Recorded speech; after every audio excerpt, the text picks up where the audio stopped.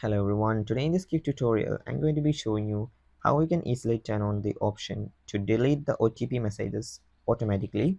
So in order to do that, what you have to do is click on the settings application, and once you're in the settings you can scroll down and find the general option.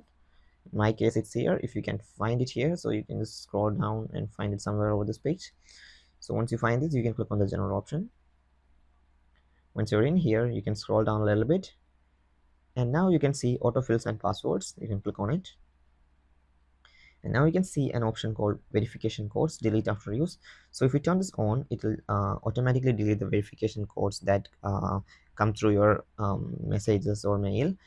So for example, if the OTPs are valid for 5 minutes, it's going to automatically delete after that.